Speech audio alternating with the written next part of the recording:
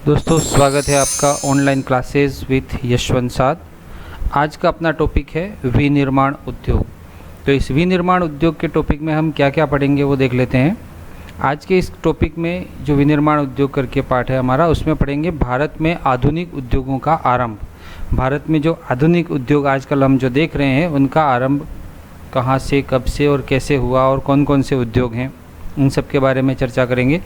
उसके बाद एक और टॉपिक होगा जिसमें पढ़ेंगे अपन राजस्थान में औद्योगिकरण। जैसे पहले भारत में अपन ने देख लेंगे कि भारत में कौन कौन से उद्योग हैं और जिनका आरंभ हुआ और कौन कौन से उद्योग चल रहे हैं मुख्य रूप से। वैसे बहुत सारे उद्योग हैं परंतु प्रमुखतया से जो उद्योग हैं वो पढ़ेंगे। इसके बाद हम पढ़ेंगे राजस्थान में कौन कौन से उद्योग हैं और वो किस तरह से चल रहे हैं। और उसके बाद अपना टॉपिक रहेगा औद्योगिक प्रदूषण। दोनों प्रकार के उद्योगों से क्या क्या चीज़ें हमको फ़ायदे हों और क्या क्या नुकसान हो रहे हैं। तो आज के जो विनिर्माण उद्योग पार्ट है उसके मूल रूप से 3 चीज़ें पढ़ने की है हमको। भारत में उद्योग कौन कौन से मुख्य रूप से हैं, राजस्थान में उद्योग कौन कौन से हैं और औद्योगिक प्रदूषण, उनसे क्या क्या नुकसान हो रहे हैं प्रकृति को, पर्यावरण को। ठीक है, तो पहले देखते हैं अपन भारत में आधुनिक उद्योगों का आरंभ में हम क्या क्या पढ़ेंगे।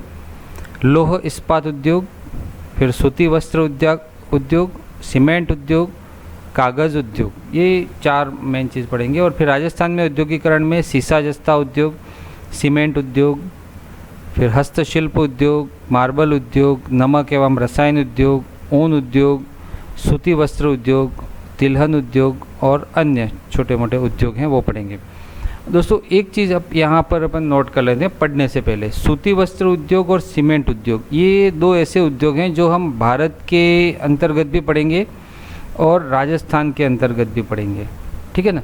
तो इन चीज़ों को हम उस समय ध्यान रखेंगे जब पढ़ेंगे तब, ताकि हमको ये बार बार मेहनत नहीं करें। और याद करते वक्त समय भी ये चीज़ें हमको ध्यान रखनी है कि 2 चीज़ें हम रिपीट कर रहे हैं, सूती वस्त्र उद्योग और सीमेंट उद्योग, जो हम भारत के उद्योगों में भी पढ़ेंगे। क्योंकि वहाँ पर भी जब राजस्थान की बात आएगी तो इन उद्योगों को हम वहाँ भी पढ़ेंगे। तो इन चीज़ों को हम ध्यान रखेंगे ताकि वो जैसे यहाँ पर के 2 टॉपिक जो हैं सीमेंट उद्योग और सूती वस्त्र उद्योग, वो वहाँ पर कंप्लीट हो जाते हैं। ये हम पढ़ते समय भी ध्यान रखेंगे। ओके, शुरू करते हैं विनिर्माण उद्योग। तो विनिर्माण उद्योग जो पार्ट है उसको शुरू करने से पहले इसका अर्थ देख लेते हैं कि विनिर्माण उद्योग होता क्या है। विनिर्माण, जब कच्चे माल को मूल्यवान उत्पाद में बना करके अधिक मात्रा में वस्तुओं का उत्पादन किया जाता है तो उस प्रक्रिया को विनिर्माण या वस्तु निर्माण कहते हैं। किसी भी निर्माण के लिए कोई न कोई सामग्री चाहिए, तो जो कच्चा माल है जो हमें प्रकृति से प्राप्त हो रहा है, उस कच्चे माल को मूल्यवान उत्पाद में बना करके, जो कच्चा माल है उसको और अधिक मूल्यवान उत्पाद में बना करके अधिक मात्रा में वस्तुओं का जब उत्पादन किया जाता है तो उस प्रक्रिया को विनिर्माण या वस्तु निर्माण कहते हैं। ये तो हो गया विनिर्माण का अर्थ। फिर है उद्योग, कृषि तथा खनन क्रियाओं से प्राप्त पदार्थों से किसी विशेष क्षेत्र में भारी मात्रा में सामान का निर्माण, किसी विशेष क्षेत्र में। ठीक है ना, यहाँ पर जो हमने पढ़ा था उसमें सभी चीज़ें आ जाती है विनिर्माण में, पर उद्योग किसी विशेष क्षेत्र में भारी मात्रा में सामान का निर्माण या उत्पादन वृहद रूप से सेवा प्रदान करने के मानवीय कर्म को, ठीक है ना, बहुत अधिक मात्रा में, बहुत बड़ी मात्रा में जब ये सर्विस दी जाती है तो उस मानवीय कर्म को उद्योग कहते हैं। तो विनिर्माण यानी वस्तु निर्माण और उद्योग जो बहुत बड़ी मात्रा में किसी विशेष क्षेत्र में किया जाता है, तो ये होता है विनिर्माण उद्योग, जो हम इस पाठ के अंतर्गत पढ़ेंगे। भारत की सिंधु सभ्यता में सूती कपड़े, मिट्टी के बर्तन, कांसे की मूर्तियाँ मिलना और मेहरौली का लौह स्तंभ, ये जो दिल्ली के पास है, ये सभी औद्योगिक विकास का सूचक है। ऐसा नहीं है कि हमारा देश अभी औद्योगिक विकास कर रहा है। हमारे देश में जो सिंधु घाटी सभ्यता हुई है उसमें सूती कपड़े के अंश मिलना, जो हमको साक्ष्य मिले हैं, फिर मिट्टी के बर्तन मिलना, कांसे की मूर्तियाँ मिलना, कांसा जो 2 धातुओं का मिश्रण होता है उनकी मूर्तियाँ मिलना, फिर मेहरौली का लौह स्तंभ जिसके ऊपर आज तक जंग नहीं लगा है। तो ये जो चीज़ें हैं ये वास्तव में कहीं ना कहीं हमको ये दिखाती हैं कि हमारा देश में औद्योगिक विकास काफ़ी पहले समय से चल रहा था और चल भी रहा है। ओके, ये औद्योगिक विकास की सूचक ये चीज़ें हैं। अंग्रेजी आगमन तथा उनकी दमनपूर्ण नीतियों के कारण भारतीय अर्थव्यवस्था के रीढ़ की हड्डी कहे जाने वाले कुटीर और लघु उद्योगों का विनाश हो गया। अंग्रेज़ों का जब आगमन हुआ तो उनकी जो दमनपूर्ण नीतियाँ थी उसकी वजह से भारत की जो अर्थव्यवस्था की रीढ़ की हड्डी थे और भारत की अर्थव्यवस्था की रीढ़ की हड्डी थे कुटीर और लघु उद्योग धंधे, यानी जो छोटे उद्योग धंधे थे उन सब का विनाश हो गया, क्योंकि जो अंग्रेज़ों की जो नीति थी वो दमनपूर्ण थी और वो भारत में छोटे छोटे उद्योग धंधे सब धीरे धीरे उनके आने के बाद ख़त्म हो गए। 1845 में सूती वस्त्र के मुंबई में तथा 1855 में जूट उद्योग की स्थापना से भारत में आधुनिक उद्योग का आरंभ हुआ। और जब अंग्रेज़ों का आगमन हो गया, अंग्रेज़ों ने ये सब कर लिया और उसके बाद फिर से देश में 1845 में सूती वस्त्र के मुंबई में और 1855 में जूट उद्योग की स्थापना भारत में, ये आधुनिक उद्योगों की शुरुआत मानी जाती है। 1845 और 1855, सबसे पहले 1845 में सूती वस्त्र का मुंबई में और 1855 में जूट उद्योग की स्थापना हुई। भारत में आधुनिक उद्योगों का आरंभ, ये शुरुआत यहाँ से मानी जाती है। ये तो अंग्रेज़ों के समय जब हुआ। फिर भारत की आज़ादी के बाद, स्वतंत्रता के बाद 1948 में प्रथम औद्योगिक नीति जारी की गई। भारत जैसे आज़ाद हुआ उसके बाद 1948 में प्रथम औद्योगिक नीति जारी की गई और देखते हैं वो औद्योगिक नीति क्या थी। इस औद्योगिक नीति में प्रादेशिक असंतुलन को कम करते हुए, प्रादेशिक असंतुलन का मतलब ये होता है कि भारत में जितने भी राज्य हैं उन सब राज्यों में कहीं पर कुछ, कहीं पर कुछ, कहीं पर कैसी परिस्थितियाँ, कहीं पर कैसी परिस्थितियाँ जो भौतिक है, आर्थिक है, सामाजिक, ये सब कुछ चीज़ें अलग अलग होती हैं। तो ये जो असंतुलन है उसको कम करते हुए सभी का विकास हो, ये देखते हुए नए रोजगार परक कृषि और निर्यात आधारित उद्योगों के विकास पर बल दिया गया। रोजगार परक, एक तो वो उद्योग जो सबको रोज़गार दे, फिर कृषि पर आधारित हो ऐसे उद्योग हों, और निर्यात आधारित हों, यानी हम यहाँ से विदेशों में सामान बेच सकें और हमको विदेशी मुद्रा की प्राप्ति हो। तो ऐसे उद्योगों पर बल दिया गया। प्रादेशिक असंतुलन को कम करते हुए नए रोज़गार परक कृषि और निर्यात आधारित, नए रोज़गार मिलें, खेती से कच्चा माल मिले ऐसे, और निर्यात पर आधारित हों ऐसे उद्योगों पर के विकास पर बल दिया गया। और धन, कच्चे माल और तकनीक की कमी को दूर करके उत्तम श्रेणी और कम लागत उत्पादों का निर्माण करना, ये एक औद्योगिक नीति का एक और पॉइंट था कि जो हमारा कच्चा माल है उसका और धन का, ये जो भी हमको मिल रहा है उसके आधार पर, और हमारे जो टेक्निक में कमी है उसको भी दूर करके अच्छी श्रेणी का अच्छा जो हम सामान बना सकें, ऐसा 1948 की जो औद्योगिक नीति थी उसमें तय किया गया। इसके बाद योजना आयोग ने पंचवर्षीय योजनाओं के माध्यम से निम्नलिखित उद्योगों का विकास किया। और ये जो योजना आयोग था, हालांकि अभी उसका नाम नीति आयोग हो गया है, तो ये जो योजना आयोग था जो हर 5 साल की योजनाओं का निर्माण करता था। तो इन पंचवर्षीय योजनाओं के माध्यम से कुछ उद्योगों का विकास किया गया, जो अपन एक एक करके देखेंगे।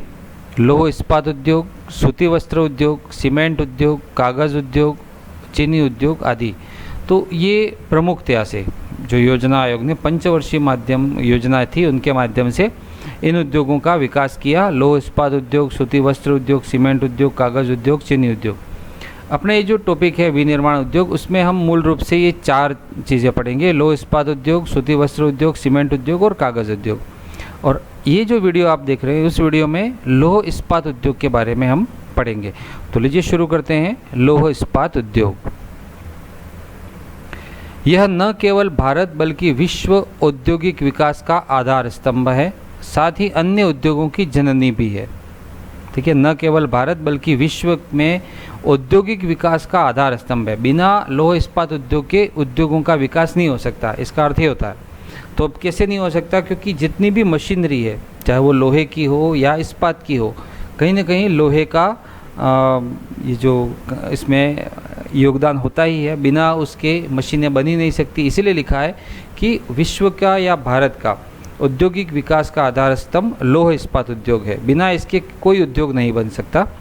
और साथ ही अन्य उद्योगों की जननी भी है, और इसीलिए लिखा है कि अन्य उद्योगों की जननी भी लौह इस्पात उद्योग है।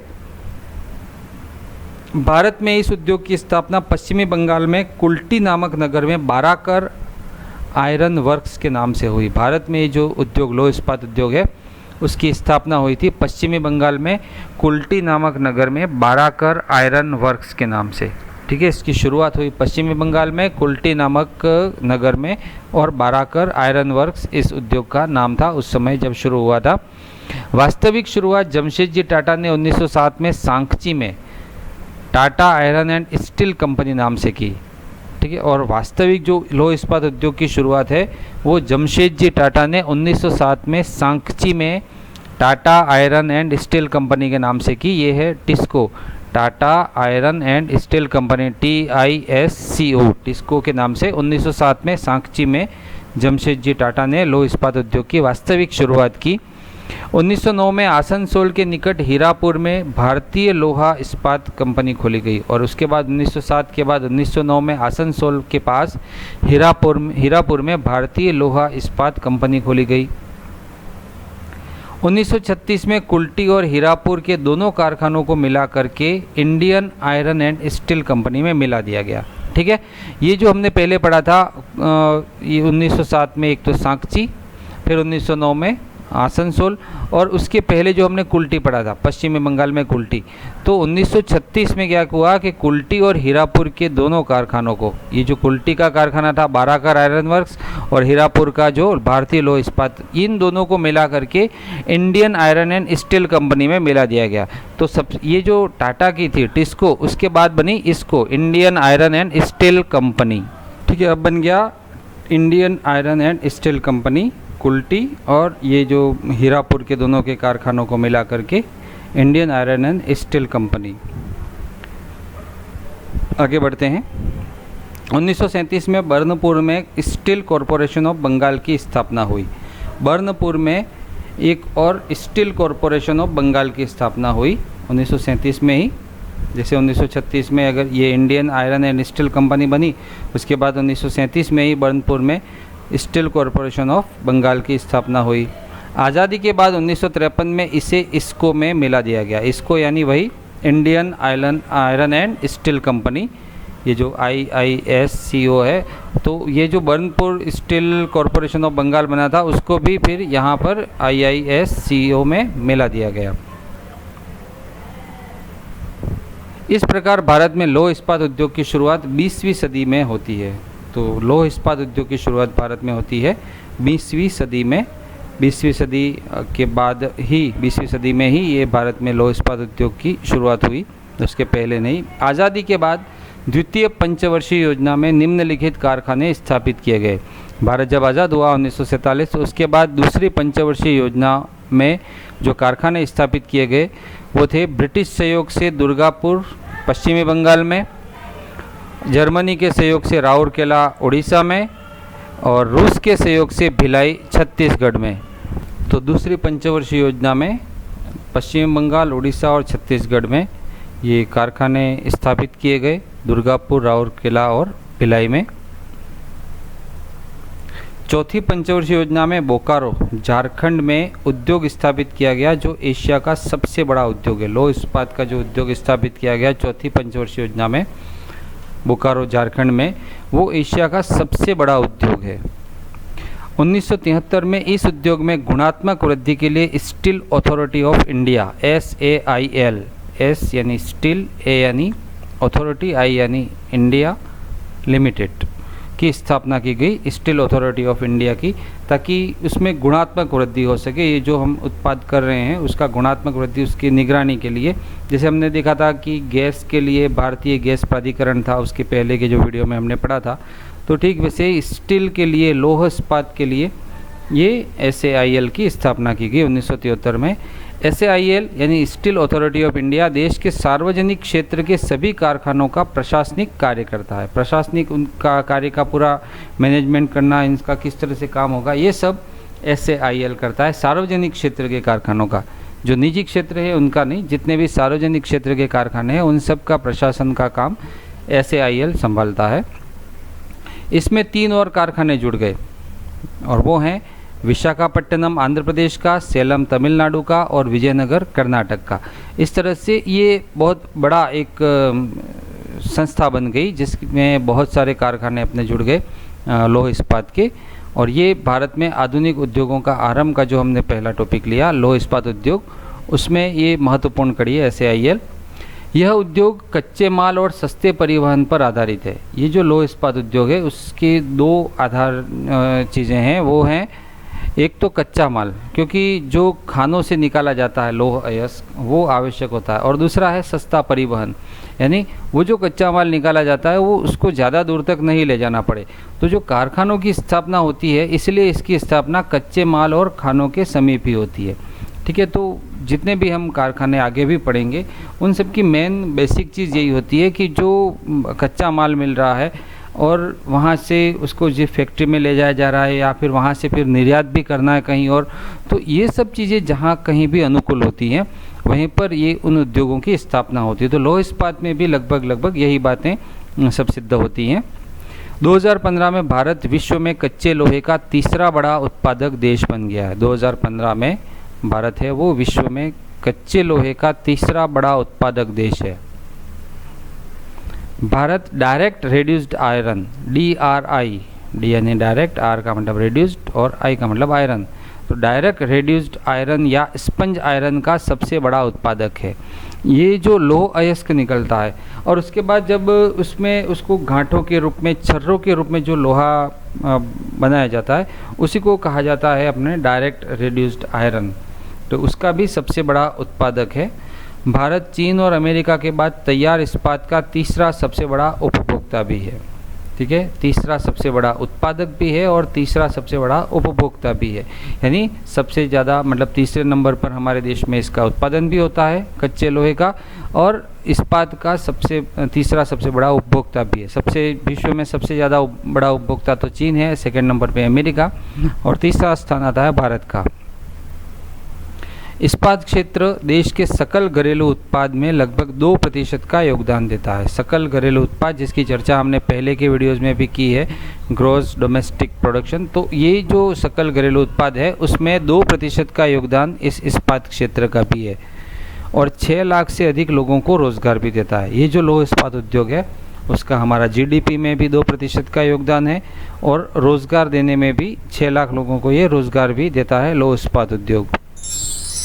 दोस्तों, आज का वीडियो आपको कैसा लगा प्लीज़ कमेंट, लाइक, शेयर और सब्सक्राइब ज़रूर कीजिएगा।